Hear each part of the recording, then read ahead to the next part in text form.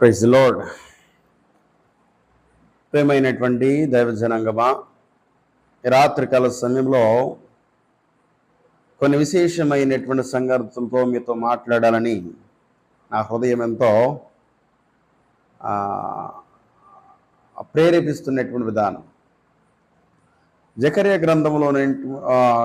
గ్రంథంలో వ్రాయబడినటువంటి కొన్ని దర్శనాలు, జకర్యాకు వచ్చినటువంటి దర్శనాలు ఇజ్రాయేలు ప్రజల యొద్దకు వెళ్ళి ఏ విధంగా ఆయన తెలియపరుస్తున్నాడు, అసలు జకర్యాకు వచ్చినటువంటి దర్శనము, ఆ దర్శనం యొక్క భావం ఏంటి, ఈ విషయాలను ఈరోజు మొదటి యొక్క దర్శనాన్ని మనము చూడడానికి ప్రయత్నం చేద్దాం. ఎవరైతే ఈ యొక్క వీడియోను చూస్తున్నారో మీ బైబిల్ గ్రంథాన్ని దగ్గర పెట్టుకొని వీడియో చూడవలసిందిగా మిమ్మల్ని అర్థిస్తున్నాను. ఎందుకనంటే రాయబడినటువంటి సంగతులు ఆ విధంగా ఉన్నవో లేవో అనేటువంటి పరిశీలన చాలా అవసరం. ఎందుకనంటే మనమందరూ కూడా ఈ రోజుల్లో దుర్బోధను మరెక్కువగా చూస్తున్నాం. సత్యం ఏంటో తెలియదు. బైబిల్ గ్రంథం ఏ విధంగా స్పష్టంగా తెలియపరుస్తున్నటువంటి మాటలు ఏ విధంగా దానిని మరుగు చేస్తున్నారో అటువంటి విధానాన్ని కూడా మనం పరిశీలన చేయాలి. అయితే ఈరోజు జకర్యాకు వచ్చినటువంటి ఆ దర్శనాన్ని మనము క్షుణ్ణంగా ధ్యానం చేయడానికి తండ్రి దేవుడే మనకు సహాయం చేస్తాడు. ప్రతి ఒక్కరు కూడా సిద్ధం కలిగి ఉందాం. మొదటి అధ్యాయంలో, జకర్యా గ్రంథం మొదటి అధ్యాయంలో 3వ వాక్యము చాలా మూలమైనటువంటి వాక్యంగా మనం చదువుకుందాం. యెహోవా మీ పితరుల మీద బహుగా కోపించను కాబట్టి నీవు వారితో ఇట్లనము, సైన్యములకు అధిపతియగు యెహోవా సెలవిచ్చినదేమనగా, మీరు నా తట్టు తిరిగిన ఎడల నేను మీ తట్టు తిరుగుదునని సైన్యములకు అధిపతియగు యెహోవా సెలవిచ్చుచున్నాడు. ఈ యొక్క మాట ఇజ్రాయేలు జనాంగాన్ని మోషే ద్వారా నడిపించినటువంటి, ఐగుప్తు నుంచి నడిపించినటువంటి ఆ కాలం నుంచి వింటూనే ఉన్నారు ఇజ్రాయేల్ జనాంగం. దేవుడు చెప్తున్నటువంటి మాట ఏంటి? మీరు నా వైపు చూడండి, నేను మీ వైపు చూస్తాను. మొట్టమొదటిగా మనం చేయవలసినటువంటి పని ఆయన వైపు చూసేటువంటి విధానము కలిగి ఉండాలని బైబిల్ గ్రంథం చాలా స్పష్టంగా తెలియపరుస్తున్నటువంటి విషయం. అయితే ఈ జకర్యా గ్రంథము ఏ కాలంలో రాయబడింది, జరిగినటువంటి సంఘటన ఏ యొక్క కాలమునకు సూచిస్తుంది అంటే, దర్యావేషు ఏలుబడి యందు 2వ సంవత్సరమున 8వ నెలలో యెహోవా వాక్కు ప్రవక్తయగు ఇద్దోకు పుట్టిన బెరాక్యా కుమారుడైన జకర్యాకు ప్రత్యక్షమై సెలవిచ్చినటువంటి మాట.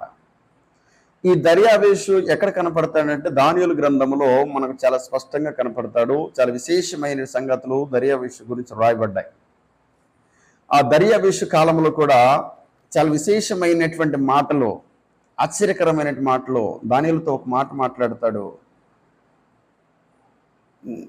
నీవు సేవించుచున్నటువంటి నీ దేవుడే నిన్ను సంరక్షిస్తాడు, నిన్ను కాపాడుతాననేటువంటి ఆలోచన, ఆ మాట దానియేలుతో మాట్లాడినప్పుడు చాలా నాకు సంతోషం కలిగింది. అన్యుడైనటువంటి దర్యావేషు, దేవుడు అంటే ఏంటో తెలియదు.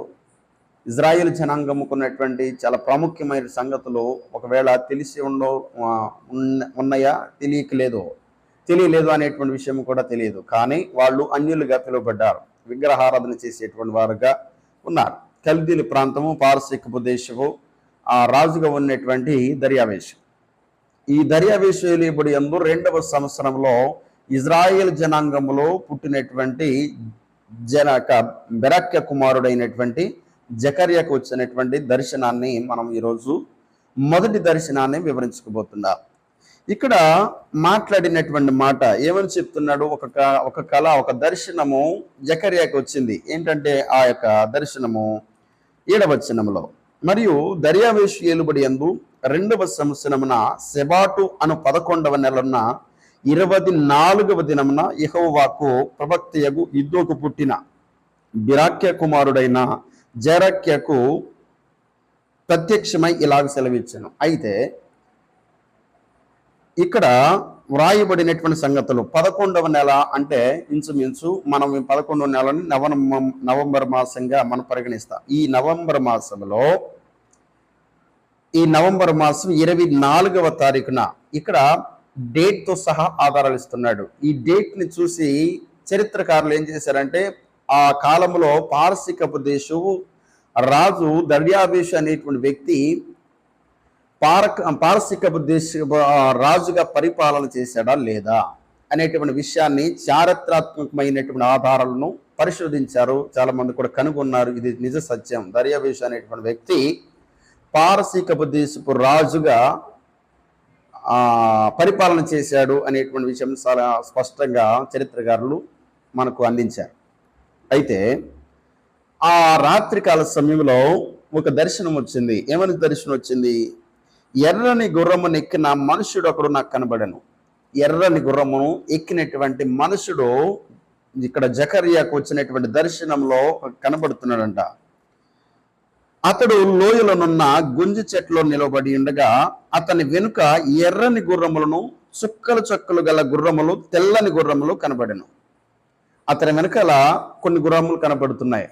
ఏంటంటే ఆ గుర్రములు గుంజి చెట్ల మధ్య నిలబడి ఉండగా అతని వెనుక ఎర్రని గుర్రములను చుక్కలు చుక్కలు గల గుర్రములు తెల్లని గుర్రములు కనబడెను. అప్పుడు ఆయన ఎక్కడ అడుగుతున్నాడు, ఏమని అడుగుతున్నాడు? అప్పుడు నా ఏలినవాడా, ఇవి ఏమని నేను అడుగుగా నాతో మాట్లాడు దూత, ఇవి ఏమి అయినది నేను నీకు తెలియజేస్తానని సెలవిస్తూ మాట్లాడుతున్నాడు. అప్పుడు గుంజి చెట్లో నిలుబడి ఉన్నవాడు, ఇవి లోకమంతటను తిరుగులాడుటకు యెహోవా పంపినటువంటి గుర్రములని చెప్పాను. మొట్టమొదటిగా జకర్యా చూసినటువంటి ఆ దర్శనంలో ఒక వ్యక్తి ముందుగా ఉన్నాడు కదా, ఎర్రని గుర్రం మీద ఒక వ్యక్తి ఉన్నాడు. ఆ వ్యక్తి ఎవరితో మాట్లాడుతున్నాడంటే జకర్యాతో మాట్లాడుతున్నాడు. అవే వెనకాల కనపడుతున్నటువంటి ఆ గుర్రములేంటి, ఆ నిలబడినటువంటి గుర్రములేంటి, దాని మీద ఉన్నటువంటి వారు ఏంటి అని నేను అడిగినప్పుడు ఈ విధంగా నాకు సెలవిస్తున్నాడని ఇక్కడ ప్రత్యుత్తరం ఇస్తున్నాడు, మాట్లాడుతున్నాడు. ఏమని మాట్లాడుతున్నాడు? ఇవి లోకం అంతటను తిరుగులాడుటకు యెహోవా పంపించినటువంటి గుర్రములని చెప్పాను. యెహోవా పంపించినటువంటి గుర్రములో ఎందుకని లోకమంతటకు తిరగడానికి ఆయన పంపించాడు? ఇది ఆలోచన చేద్దాం. రెండవ విషయము, ఇదిగో అందుకు యెహోవా దూత, సైన్యములకు అధిపతి యెహోవా 70 సంవత్సరముల నుండి నీవు యెరూషలేము మీదను యూద పట్టణం మీదను కోపముంచి ఉన్నవే, ఇంకా ఎన్నాళ్ళు కనికరింపకయుందువు అని మనవి చేయగా, అక్కడ నిలబడుచున్నట్టు ఎర్రని గుర్రం మీద నిలబడుచున్నటువంటి ఆ దూత దేవునికి మొరపెడుతుందంట. ఏమని మొరపెడుతుంది? అయ్యా, ఎంతకాలము ఈ యొక్క ఎంతకాలము అనేటువంటి మాటను ఆలోచన చేయాలంటే ముందుగా వాళ్ళు పడుచున్నటువంటి శ్రమను మనం ఆలోచన చేయాలి. ఇక్కడ ఇజ్రాయేల్ జనాంగం ఎవరి పరిపాలన ఉన్నారంటే దాసుల గృహములు ఉన్నారు. నెబుకద్నెజరు వాళ్ళందరూ కూడా జయించి వాళ్ళనందరూ కూడా దాసుల గృహానికి తీసుకువెళ్ళిపోయాడు. యెరూషలేములో అంత కూడా కాల్చివేసేసాడు, మందిరమును పడగొట్టాడు. దానిలో మందిరంలో ఉన్నటువంటి కొన్ని బంగారపు పాత్రలను అన్ని కూడా తీసుకుని వెళ్ళిపోయాడు. దోపుడు సొమ్ముగా ఇజ్రాయేల్ జనాంగాన్ని దోచేశారు అనేటువంటి ఆలోచన కూడా చేయాలి. ఇజ్రాయేల్ జనాంగం ఎక్కడున్నారు ఇప్పుడు అంటే నెబుకద్నెజరు కల్దీలో అనేటువంటి ఆ ప్రాంతానికి చెందినటువంటి రాజుగా ఉన్నటువంటి కల్దీలో రాజుగా ఉన్నటువంటి నెబుకద్నెజరు అనేటువంటి ఆ రాజు జయించి వాళ్ళని దాసుల గృహానికి ఇజ్రాయేల్ జనాంగాన్ని అంతా కూడా తోడుకొని తీసుకువెళ్ళిపోయాడు. ఈ తోడుకొని తీసుకువెళ్ళిపోయినటువంటి కాలంలో కొంతమంది రాజులు పరిపాలన చేస్తూ మారుతూ వచ్చారు. ఇక్కడ దర్యావేషు కాలానికి వచ్చారు. ఈ దర్యావేషు కాలానికి నెబుకద్నెజరు పరిపాలన చేసినటువంటి కాలానికి కొన్ని సంవత్సరాలు తేడా ఉన్నాయి. అయితే ముందుగానే ఇజ్రాయేల్కు ఇర్మియా ప్రవక్త ద్వారా ఒక మాట సెలవిచ్చాడు. ఏ మాట సెలవిచ్చాడంటే, మీరు 70 సంవత్సరాలు చెరకు వెళ్ళపోబోతున్నారు. తండ్రి దేవుడు ఈ విధంగా సెలవిస్తున్నాడు. ఇర్మియా ప్రవక్త ఇజ్రాయేల్ ప్రజల వద్దకు వెళ్ళి మీరు 70 సంవత్సరాలు దాసుల గృహానికి మీరు వెళ్ళపోబోతున్నారు అని తండ్రి అయినటువంటి దేవుడే చెప్తున్నటువంటి మాట. తర్వాత దీన్ని బట్టి దానియేలు కూడా ప్రార్థన చేస్తాడు. ఇది రెండవ విషయం. దానియేలు కూడా అయ్యా 70 సంవత్సరాలు కావస్తుంది కదా, మేము మరలా మా యొక్క సొంత గృహానికి మరలా ఇజ్రాయెల్ అనేటువంటి ఆ దేశానికి, కానాను దేశానికి, యెరూషలేము అనేటువంటి ఆ ప్రాంతానికి మేము వెళ్ళాలి కదా, కనికరం చూపించని మొర్రపెట్టి ఉపవాసం ఉండి ప్రార్థన చేసినప్పుడు మికాయేలు అయినటువంటి దూత దానియేలుకి దర్శనమిచ్చి మాట్లాడతాడు. ఆ విషయము దానియేలు గ్రంథంలో చాలా స్పష్టంగా రాయబడి ఉంది. అయితే జకర్యాకు వచ్చినటువంటి దర్శనం చాలా ప్రాముఖ్యమైనటువంటి దర్శనం. ఇక్కడ ఇజ్రాయేల్ జనాంగము దాసుల గృహాల్లో ఉన్నారు. ఉండినటువంటి వాళ్ళతో దేవుడు మాట్లాడుతున్నాడు. అక్కడ పంపించినటువంటి దూతకరం మాట్లాడుతుంది. ఎవరికి మొరపెడుతుందంటే సర్వశక్తిమంతుడికి మొరపెడుతుంది. ఏమని మొరపెడుతుందంటే, అందుకు యెహోవా అంటున్నాడు, యెహోవా దూత చెప్తున్నటువంటి మాట, సైన్యములకు అధిపతియగు యెహోవా, 70 సంవత్సరముల నుండి నీవు యెరూషలేము మీదను యూదా పట్టణం మీదను కోపముంచి ఉన్నావే. ఎందుకని కోపముంచాడు? ఇజ్రాయేల్ జనాంగం మీద ఎందుకని కోపగించుకున్నాడు ఆయన? వీళ్ళు చేయకూడనటువంటి విగ్రహారాధన చేయడం మొదలు పెట్టారు. ఏదైతే తండ్రి అయినటువంటి దేవుడు ఆజ్ఞాపూర్వకంగా ఇజ్రాయేల్ ప్రజలకు ఇచ్చాడో ఆ ఆజ్ఞ అంతటిని కూడా అతిక్రమిస్తూ పాప పరిహారార్థమైన బలి అర్పించే వాళ్ళే, యాజకులే, ధర్మశాస్త్ర ఉపదేశకులే బహుఘోరమైనటువంటి పాపం చేస్తూ అతిక్రమం చేయడం మొదలు పెట్టారు. తన తండ్రి అయినటువంటి దేవుడు సర్వశక్తిమంతుడు వాళ్ళ మీద చూపించినటువంటి ప్రేమ, ఏర్పరచుకున్నటువంటి ప్రణాళిక, అబ్రహాముతో చేసినటువంటి నిబంధన, ఇదంతా కూడా మరిచిపోయి తన ఇష్టానుసారమైనటువంటి జీవితం జీవించడం మొదలుపెట్టినప్పుడు దేవుడు చాలా కోపగించుకున్నాడు. ఎందుకని కోపగించుకున్నాడంటే, ప్రకటన గ్రంథంలో ఒక మాట రాయబడి ఉంటుంది, తండ్రి అయినటువంటి దేవుడు ఎవరినైతే ప్రేమించుతున్నాడో వాళ్ళని గద్దించి శిక్షించును కదా అనేటువంటి విషయము చాలా స్పష్టంగా రాయబడి ఉంటుంది. ఎవరినైతే ఆయన ప్రేమిస్తాడో వాళ్ళందరినీ కూడా గద్దించి శిక్షిస్తాడు. తండ్రి శిక్షింపనేటువంటి కుమారుడు ఎవరైనా ఉన్నారా అని మాట్లాడుతున్నటువంటి విషయాన్ని కూడా మనం పరిశీలన చేయాలి. అయితే ఇక్కడ దూత మొరపెడుతుంది ఆయనకి. ఏమని మొరపెడుతుంది? అయ్యా, 75 సంవత్సరముల నుంచి ఇజ్రాయేల్ మీద నువ్వు కోపము ఉంచి ఉన్నావే. కోపం ఉంచినట్లయితేనే దేవుడు వాళ్ళని దాసుల గృహానికి పంపించాడు. ఒకవేళ ఉగ్రత చూపించినట్లయితే అక్కడ ఉన్నటువంటి ఇజ్రాయేల్ జనాంగము మిగిలి ఉండేవాళ్ళు కాదు. కోపం మాత్రమే చూపించాడు ఆయన. ఉగ్రతకు మనం పాత్రలు కావలేం. ఆ ఉగ్రతను మనం తట్టుకోలేం. ఆ ఉగ్రతను మన మీదకి రానివ్వకుండా ప్రతిదినం ఆయన కోపకించి మనందరూ కూడా గద్దిస్తున్నాడు. ఈ విషయాన్ని ప్రతి ఒక్కడుగా మర్చిపోకూడదు. ఏమని చెప్తున్నాడు ఇక్కడ? అందరూ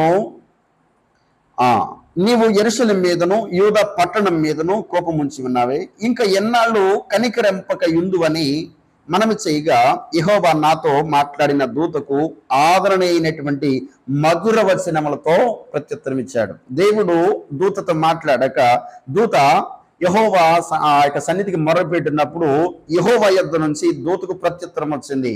అది ఏంటంటే చాలా తీయనైనటువంటి మాటగా, ఆదరణ కలిగించేటువంటి మాటగా వచ్చిందంట. ఏమని మాట వచ్చింది?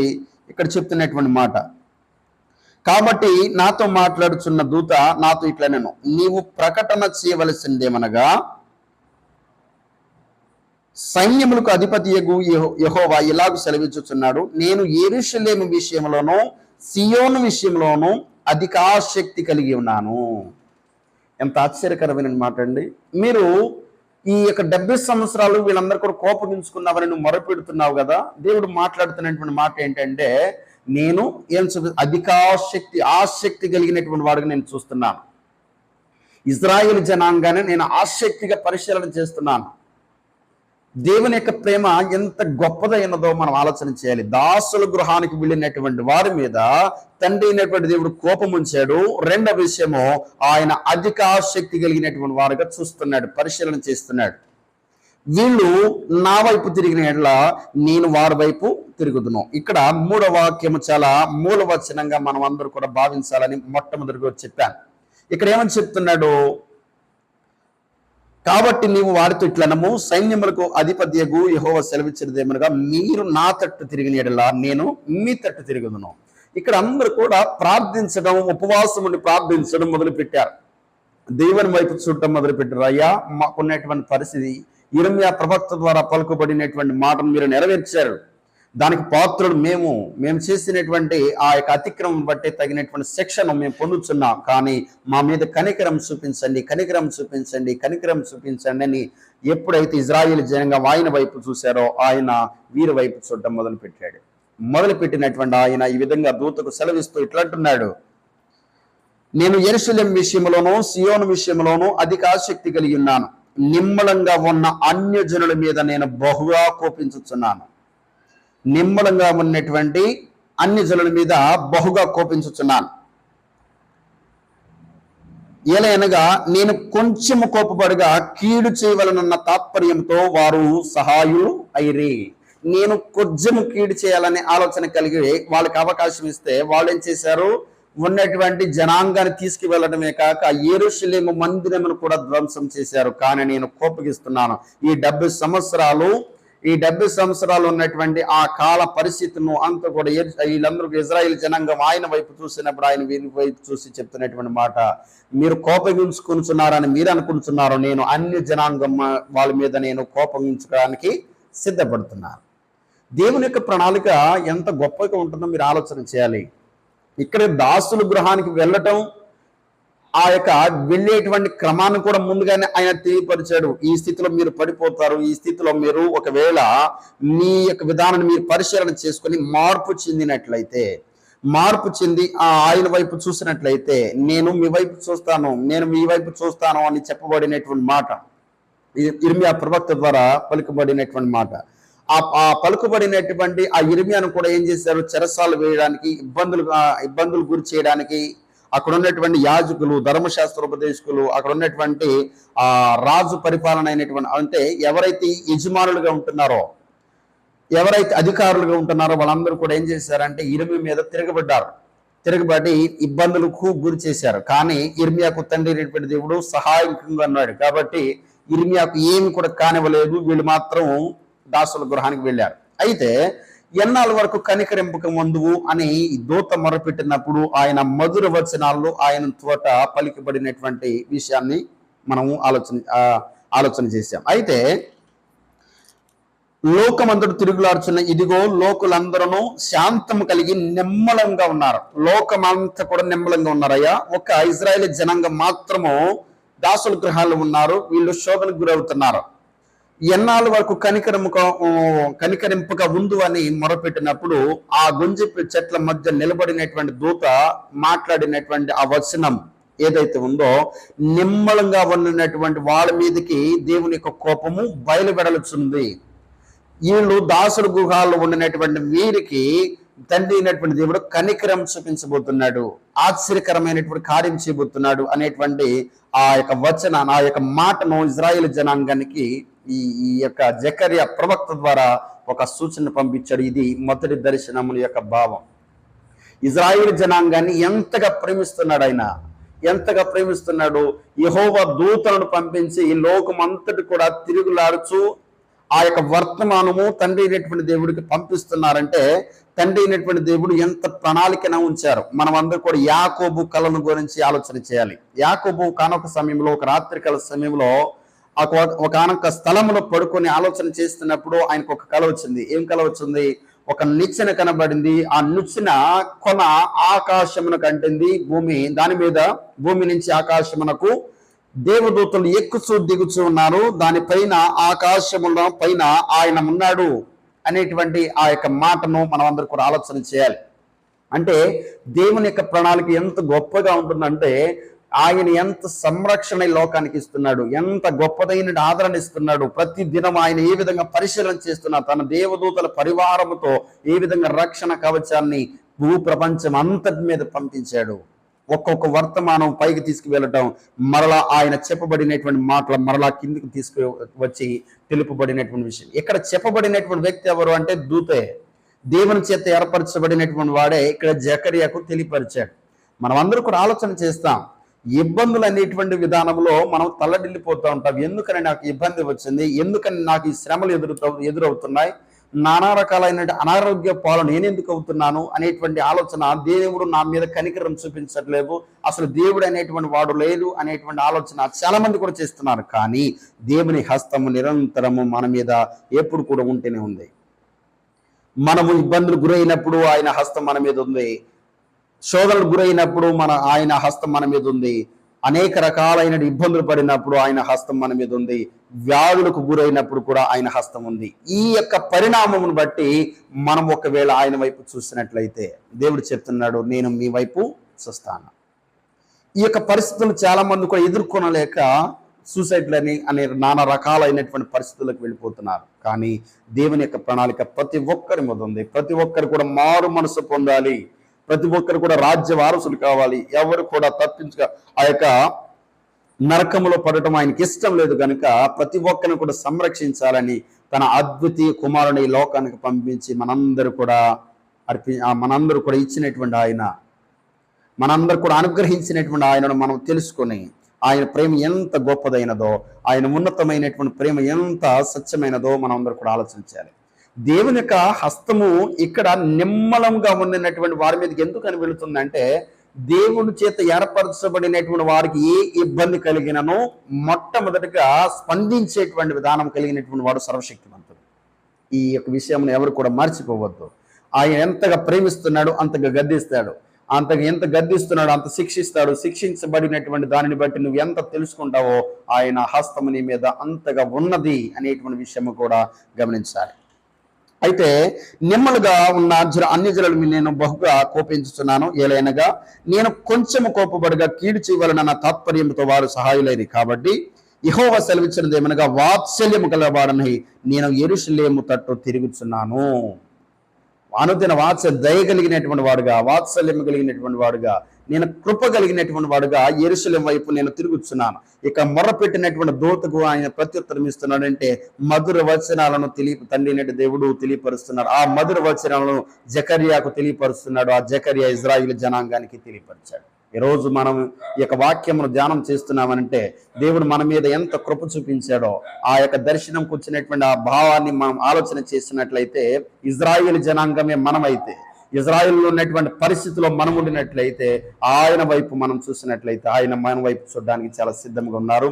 ఈ మాటలు ప్రతి ఒక్కరు కూడా ఆలోచన చేసి, మనం ఏ స్థితిలో మనం ఉన్నాం, ఏ పరిస్థితిని మనం ఎదుర్కొంటున్నాం, ఏ స్థితిని బట్టి తండ్రి అయినటువంటి దేవుడు ప్రణాళికను సిద్ధపరిచాడు, ఆయన చిత్తం ఏదో తెలుసుకునేటువంటి ప్రయత్నం మనందరూ కూడా చేసినట్లయితే, ఆయన వైపు తిరిగినట్లయితే ఆయన మన వైపు తిరగడానికి సిద్ధంగా ఉన్నాడు. ప్రతి ఒక్కరు కూడా సిద్ధపడి వాక్యములో ఉన్నటువంటి ఆ యొక్క భావాన్ని, వాక్యములో ఉన్నటువంటి ఆ పరమార్థాన్ని గ్రహిస్తూ గైకొనడానికి మనందరూ కూడా సిద్ధపడదాం.